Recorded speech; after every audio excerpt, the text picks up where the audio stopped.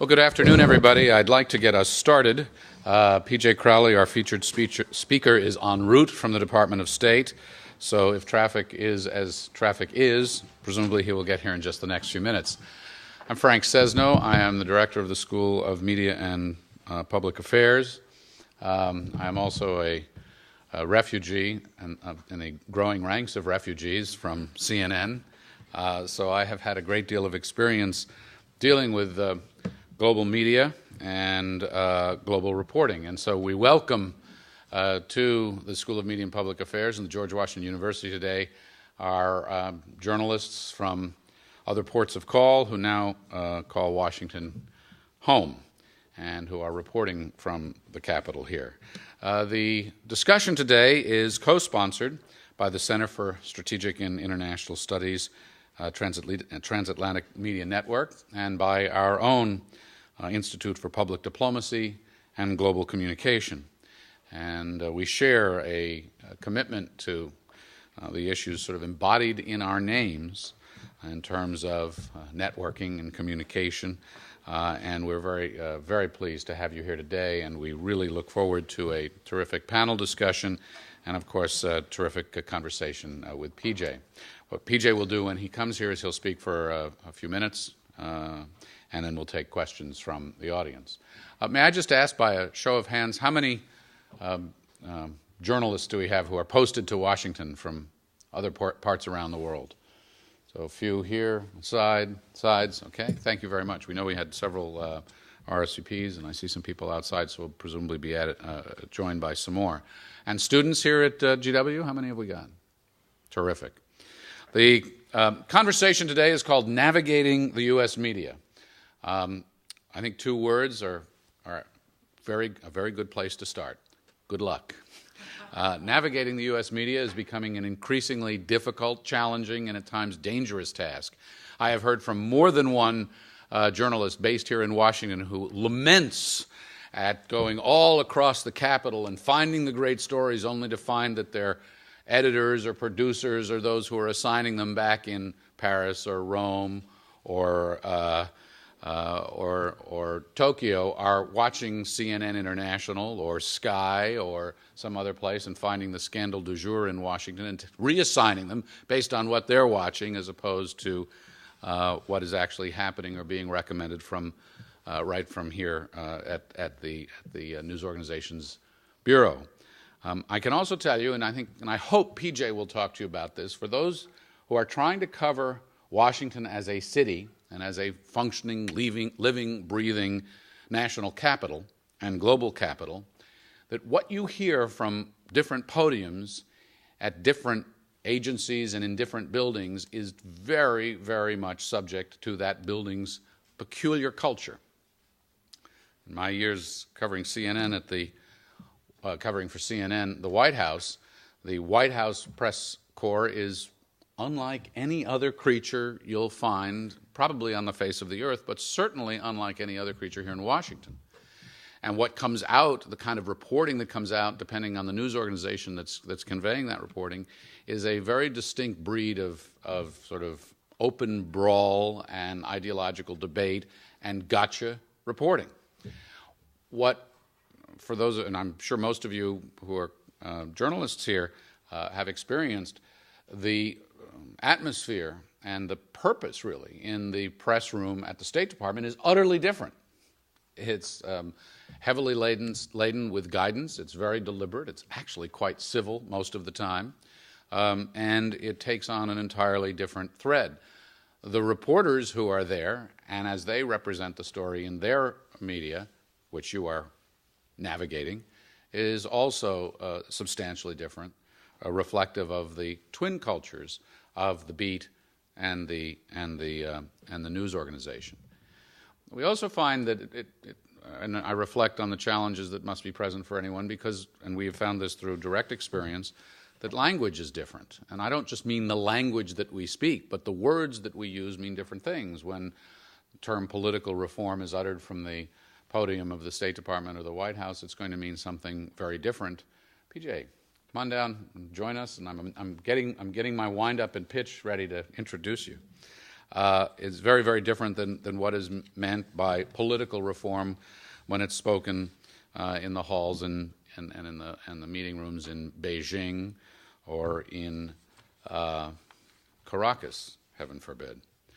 So what we'd like to do today is to really explore what it's like to navigate American media from the perspective of those who must make sense of this town and make sense of what the domestic media are reporting. For those of you who have not been journalists, I'm sorry to tell you that a disproportionate amount of what is reported is built on the shoulders of those who've reported before you. So, and I have been based overseas, and I know this. The first thing that I would do every morning when I was in London was to read all the local newspapers, was to listen to BBC World, was to watch the news to see what is being reported from my region and how it's being interpreted. How are experienced journalists, how are experienced columnists and commentators digesting and explaining the latest switch in policy or the change in tone or language that the president or the secretary or the minister are using? Because I need to take my cues. I am, after all, a visitor. I am learning as I'm going. And I'm trying to balance what the conversations I'm having with my sources with the background noise around me and the experience of those journalists who've been covering those beats for 1, 5, 10, 20 years. Gee, they must be smart. They must know things that I don't know. They also have connections and sources I don't. The other very difficult thing when you're posted to another place, especially in this economic environment, is you are often the only person there, or one of very few. And you will be asked to cover by your news organization, perhaps, the flooding in the Midwest, because that's a huge story, or the latest Lindsay Lohan story, because that's a huge story to your audience back home, and by the way, the president's new development aid policy. So there's a lot of juggling, and relying on these other news organizations around you is a way of leveraging yourself. You cannot be in all places at once. I'd like to introduce to you now the keynote speaker who is really uniquely capable of addressing this because he does this every day, or nearly every day, and has for quite some time from the podium at the Department of State, where he is Assistant Secretary in the Bureau of Public Affairs. I've known PJ for a fair number of years here now, and I would tell you just as a personal matter, he is a person of great integrity who understands and respects the value of information and the fact that at the end of the day, the only thing PJ has, he's got a great title, but the only thing at the end of the day he really has is his credibility. But he also knows that he spends much of his day, as do his aides, knocking down bad stories, dealing with people who've heard something online, a rumor in the hallway, or seen a headline in a periodical that may or may not actually be right. So, just so you know, PJ is not only currently Assistant Secretary in the Bureau of Public Affairs. During the Clinton administration, he was Special Assistant to the President for National Security Affairs. He was Principal Deputy Assistant Secretary of Defense for Public Affairs before that. He has experience in the military and in the private sector and in the think tank world. So he brings a great deal of perspective and knowledge. So I'd like to introduce you to you, PJ Crowley. PJ, we'll turn this over to you. I will come back to moderate your questions with the audience.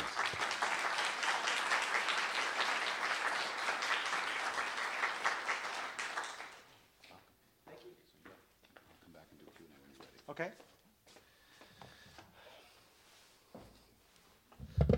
The last time I was on the stage, as Frank knows, CNN used to have a great program here called Crossfire. I was one of the liberal proponents or progressive proponents on the show and spent a lot of time on the stage getting yelled at by Tucker Carlson or the late Robert Novak. So it's nice to be here where the audience is sedate.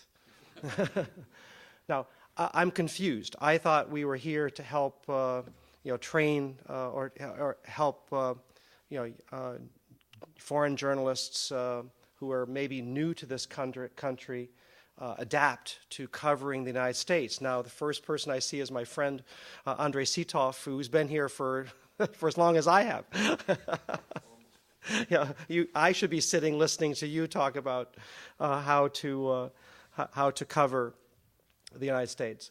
My instructions were to talk about 20 minutes and then take questions. Since I just got off the podium at the State Department, and I'm not used to actually talking for longer than 90 seconds before getting interrupted by somebody, I'll actually, maybe, shorten my opening comments a little bit so we can find out what's on your mind, and I'll be happy to take those questions. I suppose thinking of what to talk about here, and I know one of the questions is sourcing.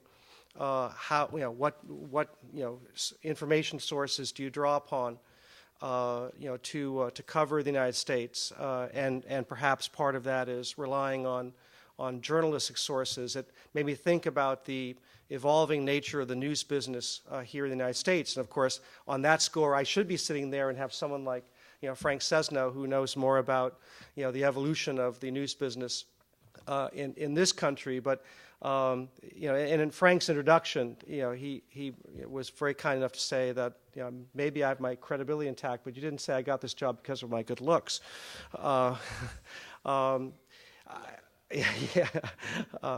I suppose, and this is my 30th year as a government communicator. It is something that I have spent most of my adult life involved in, starting in 1973 when I was a second lieutenant in the Air Force. And at that time, the United States was winding down its involvement in Vietnam, but there was tremendous tension in the relationship between the military and government and the media as an institution.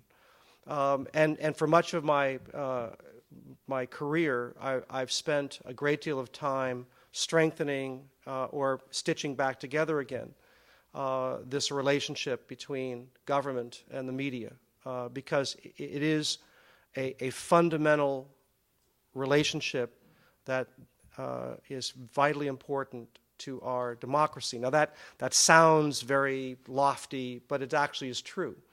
And when you do travel around the country, as we do at the State Department, we're continuously monitoring the status of news media in other countries around the world for a very simple reason. Now, in government, as Frank said, I read the New York Times, the Washington Post at home before even coming to the office, and at the office I get an inch-thick clipping package that tells me what the U.S. media have reported about foreign policy, and then I get a briefing every day about 8:20, where we have an analytical team who tells us, what the media around the country, or around the world, have communicated about the United States foreign policy, or what emerging stories that might find their way from somewhere over there to here. So we spend a good deal of time focused on not only what journalists report, but the status of journalists in a country themselves. We may have tensions in our relationship between government and the media that are built in, to the media's role as the fourth estate, and to some extent as the filter through which government communicates to its citizens, and through that process we have informed citizens who can participate in our democracy. And as sometimes thorny as this relationship might be, journalists do play a vitally important role in our society. Now, and Frank will know, first of all, the American people may or may not be giving journalists today credit for this role. The opinion polling is pretty challenged when it comes to the public's appreciation of the role of the media in our society. And yet it is vitally important that every day when I stand at a podium like this, I feel genuinely that the government is standing up and being held to account to explain, what we did. Today it was the travel alert that we issued yesterday to American citizens who might be traveling in Europe. Why did you do that? What's the terrorist information? Why, you're confusing everybody. And we should be involved in a process by which we inform our citizens about what government is doing on their behalf. Now, in other countries around the world, journalists have, at least the same exalted position as they do in our society. But we do recognize that in various parts of the world today, journalists are being jailed, intimidated, or even killed. And that's where you start to appreciate that perhaps the central challenge of the 21st century, when we consider how do we create a more peaceful and stable world, is to expand civil society around the world. And countries that are stable and peaceful are countries where there is strong accountability. And one of the institutions of accountability, in a true democratic society, is the role of journalists in being able to hold governments to account. If there's corruption, they report it. If governments are serving the interest of a narrow cross-section of the population, but not the population as a whole, they report it. And government is held to account. So this is a vitally important role, and that's why we at the State Department spend a good deal of our time helping you understand us and helping to show here in this society, for the flaws that we do have. Our democracy is by no means perfect, but this is something that we think is important. And so while you're here, we spend a lot of time and energy and resource to enable you to cover the United States, understand what's happening here, and then relay that perspective, back to your citizens and to your governments. So I'll be happy to talk about that. But it is a reflection of what I think probably the most fundamental change in the nature of our society is the expansion of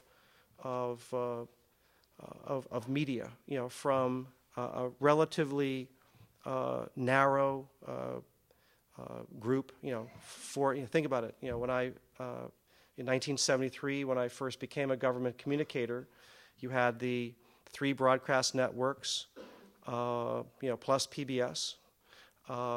You had many newspapers, but a handful that were considered, the true record of what was happening in this country. And now, 30 years later, we see in journalism a hemorrhage where no one's business model seems to be working. And you have very good journalists who are gravitating out of journalism to other pursuits. But you also have, we have less time to fairly consider how do you report, and then more importantly, how do you interpret, the news of the day. In our pursuit of 24/7 news environment, and with the advent of cable television, and now the internet, and now the blogs on the internet, there are a couple of phenomenon that have emerged. One is the news cycle is a lot faster than it used to be. Go back a few years, and you had the New York Times or Washington Post might report something. That would be the first blush, if you will, of the news of the day.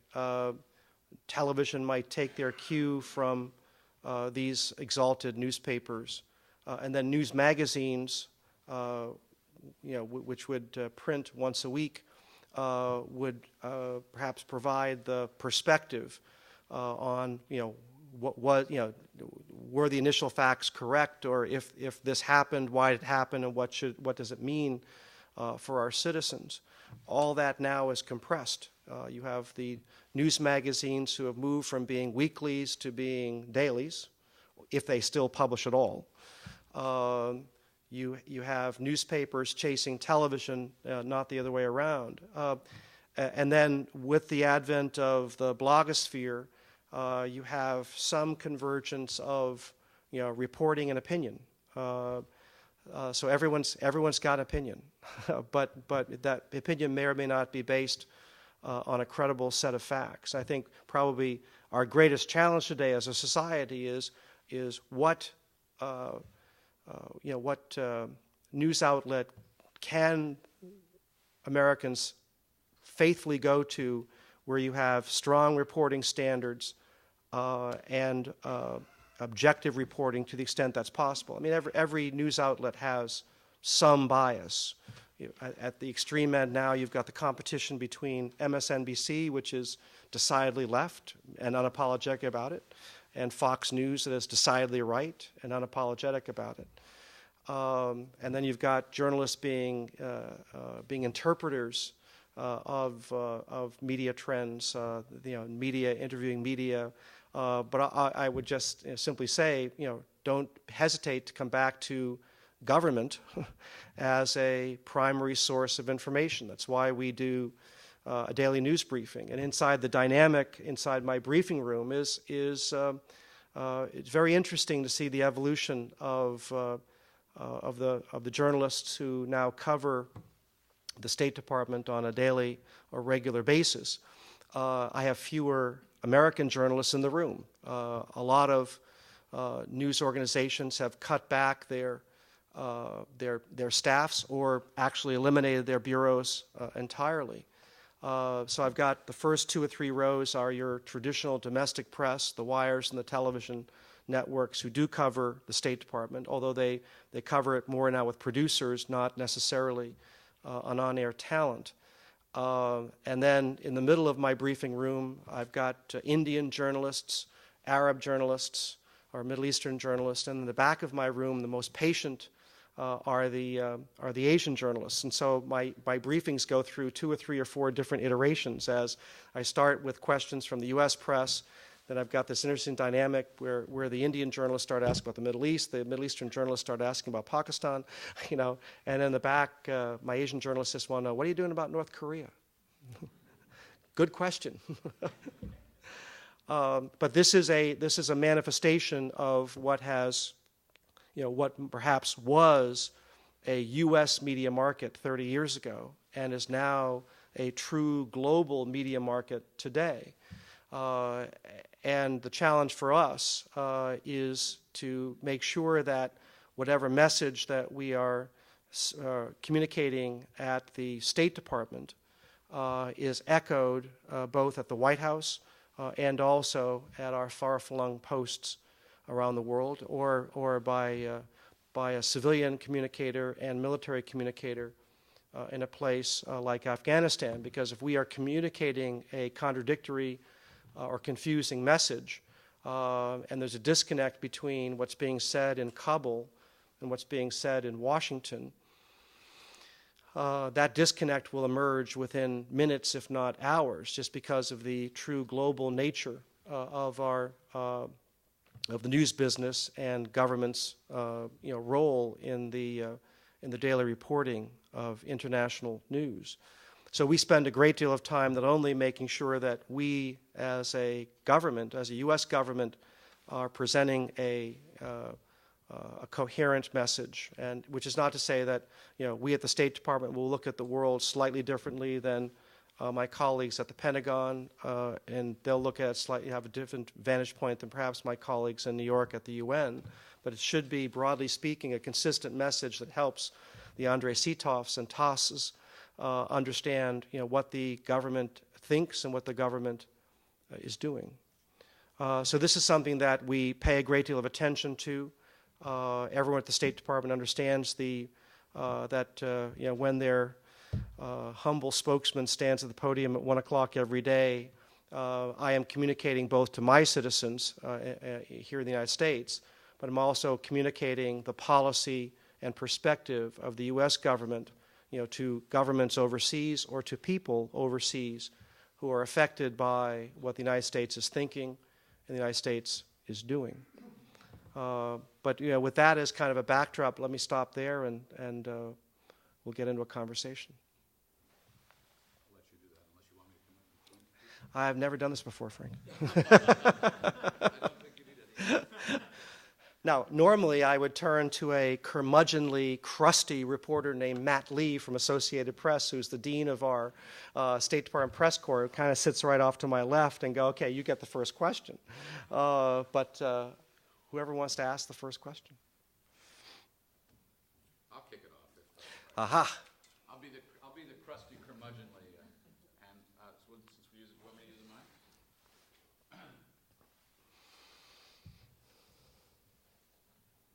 mine? PJ, we often talk about the echo chamber, one news organization handing off information to the next, and I think in the context of being a foreign correspondent in a perplexing place, and Washington has been referred to as that place. You'll remember this as where there are puzzle palaces on the Potomac. I spent 11 years there. Yeah, and it's often hard to dissect, and there are, in fact, warring factions within an administration if you're trying to cover it nationally. Are there news organizations that people should pay no attention to in your mind? How does one determine? I'm doing my curmudgeonly thing. Line. How do you determine what information is good, and then what role? Talk a little bit more about the role of the blogosphere in propelling some of this information around. Well, when I was in the think tank world, I was Fox News's favorite liberal, which is a really interesting place to be. And I do still appear frequently on Fox because we're normally making them unhappy in some way, shape, or form. And I'm usually guaranteed. I have a very loyal following on Fox, and they now call the State Department sometimes even before I'm off camera. So the last time I was on Fox, because the governor of Arizona wasn't happy with something that we had reported in a human rights report about the immigration law in Arizona.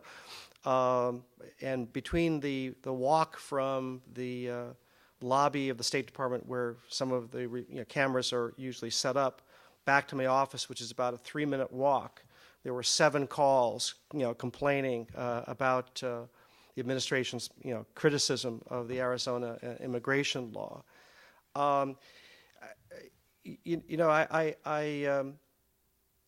It's hard to say.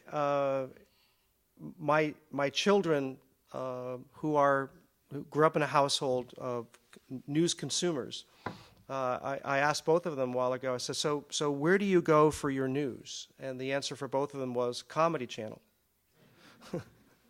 I always think about the admonition when John Edwards announced his run for the presidency, and Jon Stewart said, "Well, this may not count."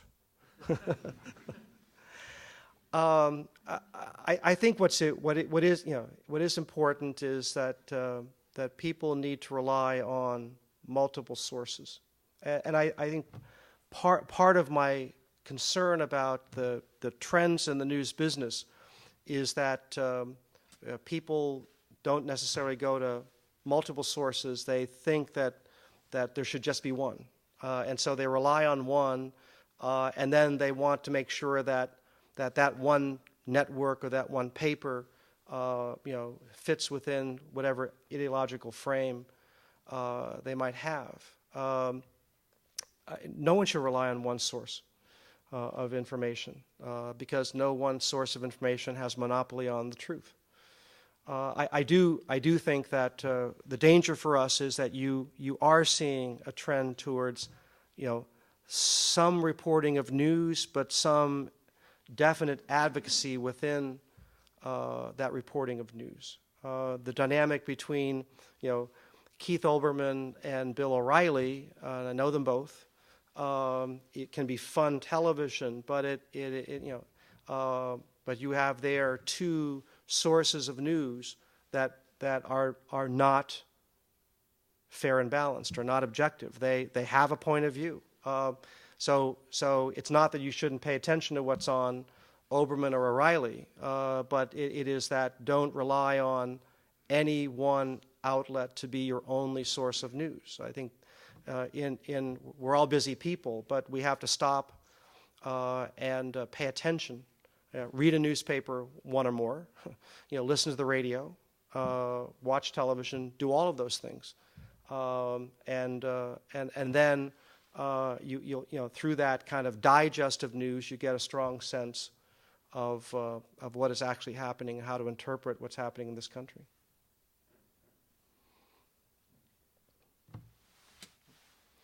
Go ahead. Hi. My name is Josh Hyman. I'm a graduate student here at George Washington. You had mentioned in your opening remarks that no one's business models are working anymore. And so I was wondering if you could talk a little bit about the competitive nature of the news industry today and that effect that it's had on the quality of reporting. And also, in your view, what are some maybe new examples of different models that are being introduced, different kinds of news organizations? One example that comes to mind is ProPublica, but different models that they've got a lot of talented people at ProPublica. It's a great question. I think that the advent of cable television and now the advent of blogs have put pressure on standards of reporting.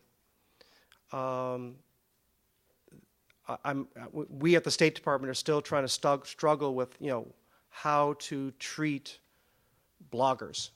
Are they journalists? Are they offering fact or opinion? And the answer is a little bit of both. But they are truly agenda setters. There's no question about that. Frank, from his years at CNN, starting in the mid '80s and certainly by the time of the first Gulf War, had somewhat transformed how we look at news. News became more available to us instantaneously. Of course, now that certainly is true with the internet. The concern that I have is, what does that do to standards of reporting? So now you have, it used to be that from that, and I know the older you get, the more you think about, well, it was always great back then. Well, it wasn't always great back then. Journalists in the 50s and 60s and 70s got stories wrong, and they also got stories very right.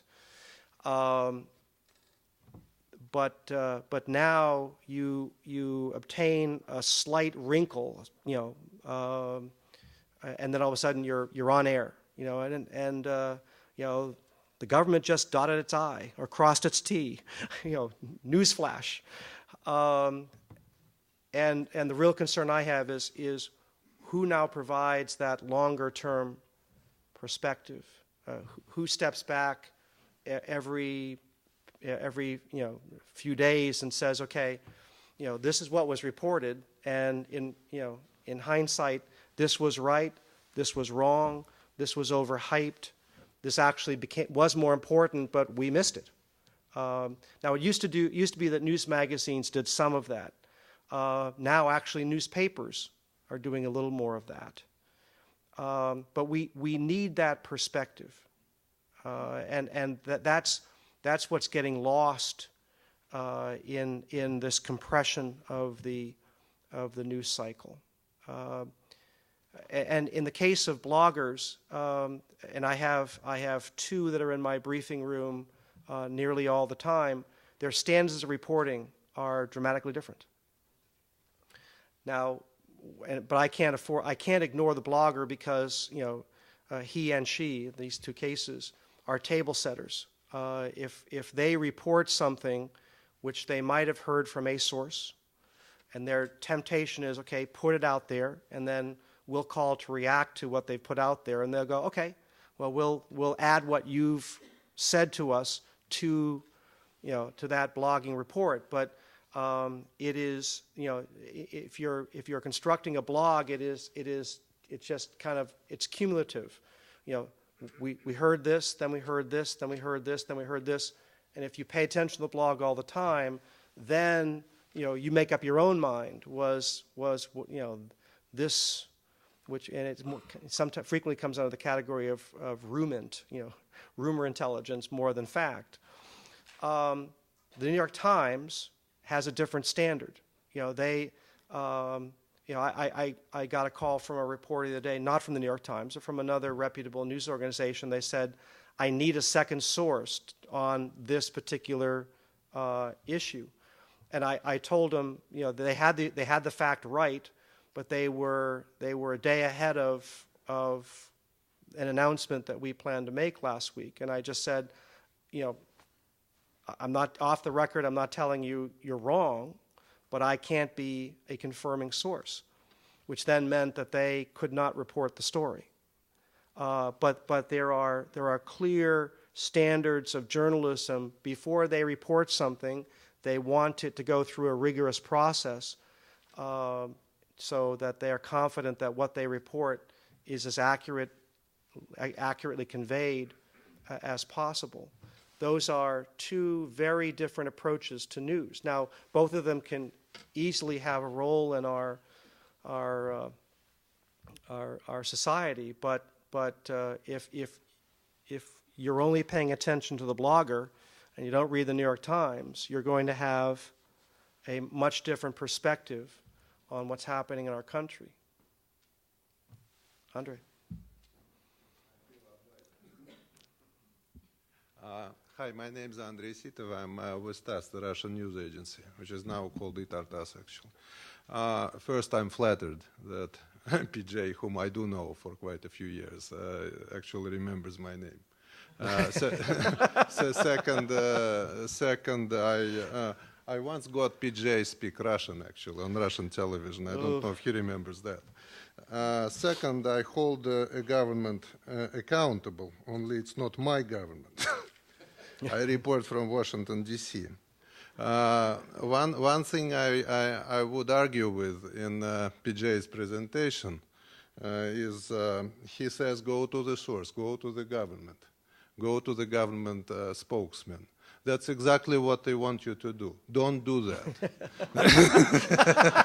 Don't do that. Because the governments, and take it as a government spokesman, I'm not sure I can endorse that philosophy. Take it from a former Soviet. The governments have their own agendas, not necessarily the same as the public does. By way of asking a question, I thought, actually, I wanted to ask you, when you were telling about that guy who called for a second opinion, was this the story about the atrocities in Afghanistan, the trial in Seattle, somewhere near Seattle? No, that was a different one, okay. But that leads me to my question. That's one of the things that the governments do. They suppress the things they don't want you to know about and hype the things they do want you to know about.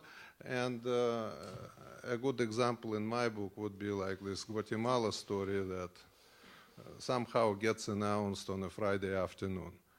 Even though it probably couldn't be suppressed. The president made a call and it became a big story, at least internationally. But the State Department at one point actually tried to set up maybe not a bureau, maybe a small organization for fighting rumors, malicious rumors, disinformation. And they even brought the head of that office to the Foreign Press Center, where we are based in the same building at the National Press Building. It was quite an interesting briefing. It led to more hype around all sorts of rumors. You all know the kind of rumors I'm talking about. At that point, it was that the AIDS epidemic was government-made. Our days, it's probably that the 9/11 is government-made or whatever. So how do you fight rumors? You just referred that in the current climate, with the current sources, internet sources, it becomes even more prevalent. Nobody knows what's right, what's wrong. Nobody has the time to check. everybody is in competition with everybody else. How do you fight rumors in that atmosphere? Thank you. It's a great comment and a great question. Well, I come back to what Frank said in his introduction. As a government spokesman, the only thing that I offer information and perspective, but I put my credibility on the line every single day. I have this august title of Assistant Secretary and Spokesman, but I also play reporter within my own bureaucracy. We have a process through which every entity, we will review the news of the day. We'll task to our policy bureaus, hey, there's either stories out there, or we know there are questions out there, need information on X, Y, Z, and then it gets constructed, homogenized, reviewed, and I get a piece of paper that goes into a binder that here's the perspective on the United States of America on this issue or that issue. And I challenge what's on that piece of paper every single day. I said, this is not credible. This is not sufficient. What a Matt Lee or an Andrei Sitov will be asking at the podium, at the press briefing, I need more than this. Or is this actually true? Do we know this is true? Because if I convey misinformation, then I've done a disservice to my government, but I've also compromised my role as a government communicator. I take that very, very seriously. Now, last week, one of the entities that sits within my bureau are the Office of the Historian, wonderful people, 44 of them. We had a conference on Vietnam. The Secretary spoke, Henry Kissinger spoke, Richard Holbrooke, John Negroponte. But as we were setting up the program, I said, we've got to have a media panel, because the media did play a profound role, particularly in the latter stages of our involvement in Vietnam. And we had a great panel led by Marvin Kalb of CBS and the Shorenstein Center, including two significant journalists, three, and a government spokesman from that day. But Morley Safer of 60 Minutes was there, and Bill Beecher from the New York Times was there.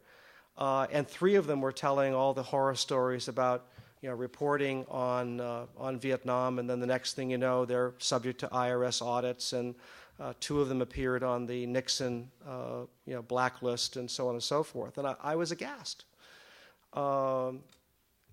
Now, that was my government intimidating, bullying, lying to the media.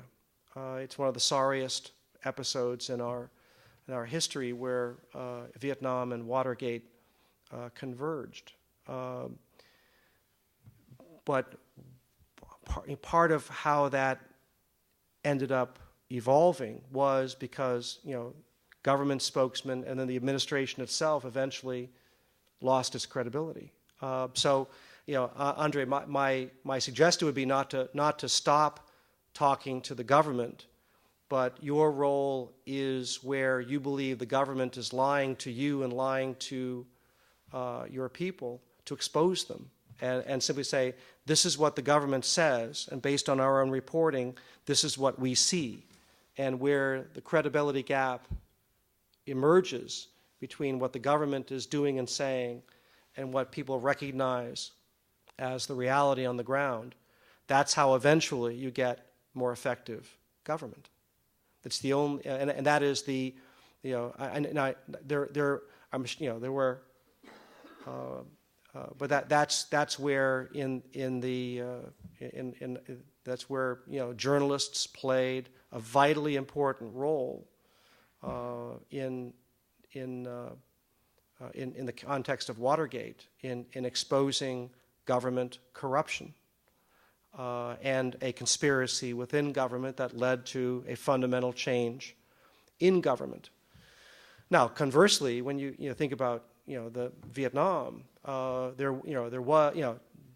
was clearly a credibility gap between what was being communicated about the war and what was actually happening in the prosecution of the war. That said, there was at least one major time, for those of us who are old enough to remember the Tet Offensive, where the journalists covering the war actually got that fundamental battle wrong. Tet was reported as a defeat, and it certainly had a psychological impact on our country in 1968.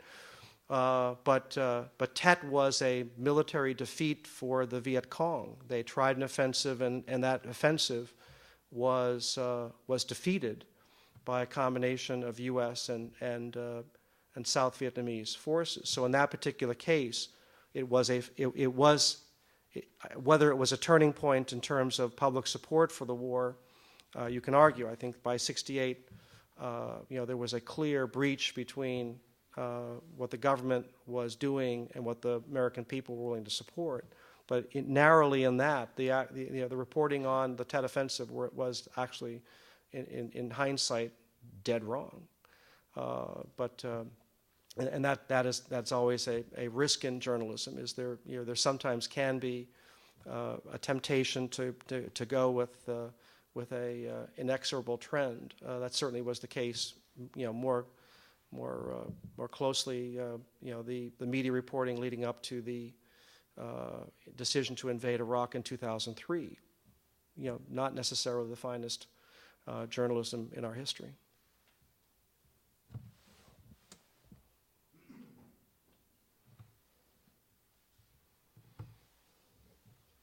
Yes, I'm Reggie Dale. I'm actually going to be moderating the panel that follows, which I hope maybe you'll be able to stay for some of. With regard to the comments by our Russian colleague, if he doesn't pay any attention to government whatsoever, I'm not quite sure what he's doing in Washington. He could be in Palm Beach. He'd be probably better off. You should be in Des Moines, Andre. Two quick questions. One very quick, one more logistic. If there's some on the question of credibility and deniability and so on, if there's something that the secretary doesn't want the media to know, would she tell you and tell you not to tell them, or would she just not tell you? So that you could say you don't know. I'm sorry, I can't tell you. Perhaps I'll go on to the second one then. Well, I mean, my first response would be something like Rumsfeldian. There are known unknowns and there are unknowns unknowns. I was for some years correspondent here for a European newspaper, and for the technical problem it wasn't just technical, but one of the problems was that we had to produce reactions from the State Department before you'd actually held your briefing because of the time difference. I mean, we had to be signed and sealed by 11 or 10 or 11 or noon. And, of course, we call the State Department, but very often not get the call back until the afternoon because they obviously wanted to wait to hear what you were going to say. So the technical question is there some system for European correspondents, particular because of the time difference, whereby they can get a reaction out of the State Department, where you have an arrangement that people can be called back, some sort of hierarchy of time according to their need and their deadlines? That's still an issue. Just to put we brief at 1 o'clock because it takes our bureaucracy that amount of time, to determine not only, what the implications of a particular story relative to our policies and then what to say about it. We have tried to actually brief earlier, and the system struggles to get a decent answer by 10 or 11 o'clock in the morning. We spend about 2.5 hours going through a process to prepare for every briefing. So there are times where we will miss European deadlines. That's a fair point, and we try to be responsive where there is breaking news and the need for at least some sort of early comment where we can have one. That's actually one place where the new media, even Twitter, it's amazing how much you can say in 140 characters. Can be useful. It gives you at least one line, just zip it out there, and journalists will pick that up. In terms of what I know versus what I say, yeah, there's lots I know that I can't say. I meet with the secretary every day, and we go through a few issues, and she'll give kind of a strategic guidance, and then we work from that guidance with others to decide, okay, here's where we want to be at the end of the day. And then, frequently it's not me who's communicating our policy, it's she who is communicating the policy. So frequently, she's out before the press. She wasn't today, but she will be in succeeding days this week. So we're both involved in that process. Within the context of what we can talk about, I'm committed to getting journalists as much information as possible. In the context of, say, today's story, which involves this travel alert that we gave to American citizens. We said, travel to Europe. Go ahead. Just be cautious when you're there, because there are people who are actively trying to attack our allies and our citizens in Europe. I can talk about that fact. I'm not going to talk about what the actual intelligence is, that we are working to try to defeat those people even as we speak. So there's always going to be some things I can say, but as a spokesman, the guidance, I need to know what the story, what's behind the story, so I can fairly interpret it, as I can provide what I can, but not ever try to mislead anybody.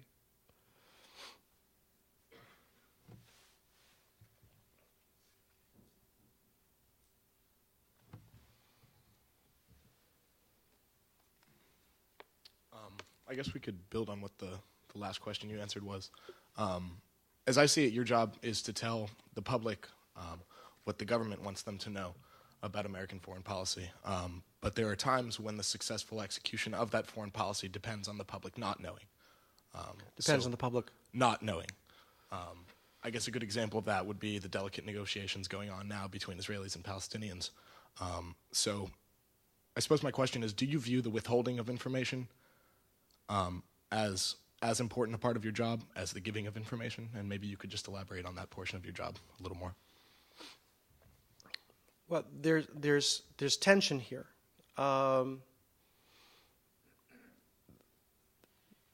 Some information is classified, and there are people who do not have the appropriate security clearances to be in possession of that classified information. WikiLeaks would be a perfect example of that.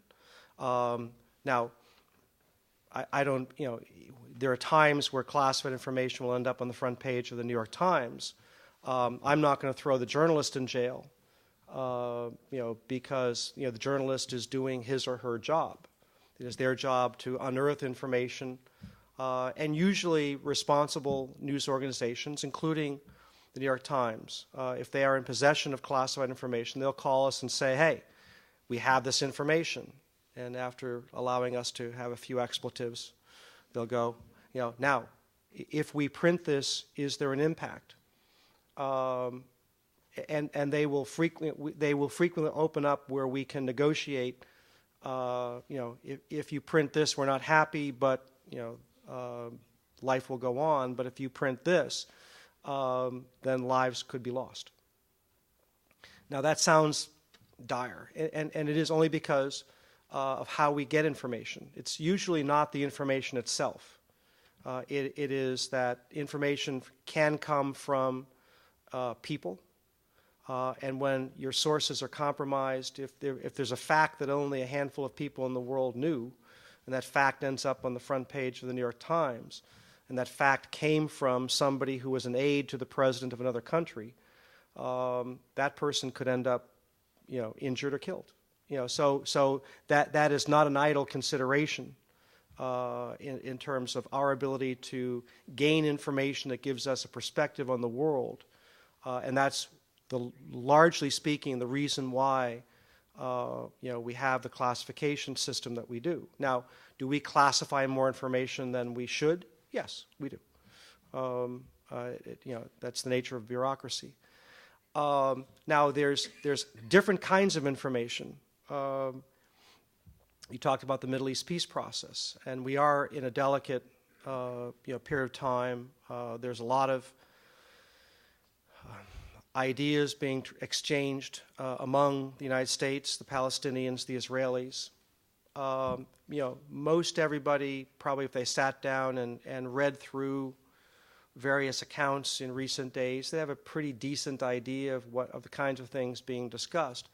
Here, the challenge is that given the nature of the history of this conflict, it's not that we're withholding information from people necessarily. It's because the more that is discussed publicly about what one leader might consider, what another leader might consider, the more public that exchange, the less likely that negotiation is going to be successful. Because there are groups and constituencies that are itching to spoil a peace agreement on both sides of the equation. So we have committed that the exchanges that we're having with the various parties as part of this negotiation will remain as private as possible. Now, we've been at this for about a month. For the first 2 weeks, they did pretty well. For the last 2 weeks, as the negotiation, the tougher and tougher and tougher it goes, we've had leaks all over the place in the last few days. But that's less about the actual details. That's more about the dynamic, between the negotiating partners. There are some things that, if you're going to be successful, the less said in public, the better. That's just the nature of a negotiation, which is normally, confidential, but not classified. Okay. One last one. Go ahead. I promise this is an easier one than the ones you've been getting lately. So, my name is Henry Murillo. I'm an undergrad here in the School of Media and Public Affairs. My question is, earlier you mentioned that your briefings have been, that you've been getting less and less journalists at your briefings in the last few years. You said that in your opening remarks. Yeah, fewer and fewer U.S. journalists, because I think there are fewer and fewer U.S. journalists. Okay. So, right, my question is, as a future journalist, why do you think that you're getting less journalists? Is it only an economic reason on the part of the news outlets? Is it because the idea that maybe we shouldn't be going to the government for our news information? Or is it because maybe journalists can be getting information easier from other sources?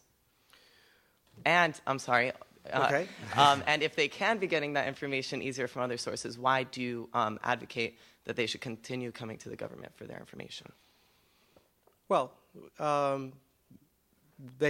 people should seek information from the government because we develop and execute policy on behalf of you. And having an informed citizenry is fundamental to a democracy. So you should know what we're doing. You should, people should be seeking information from the government, and then comparing, what the government is trying to do with perhaps other experts who might say, and of course, and we do have that, in almost everything we do now. Healthcare, everyone's got an opinion. The economy, everyone's got an opinion. Energy, everyone's got an opinion. And foreign policy, people have opinions as well.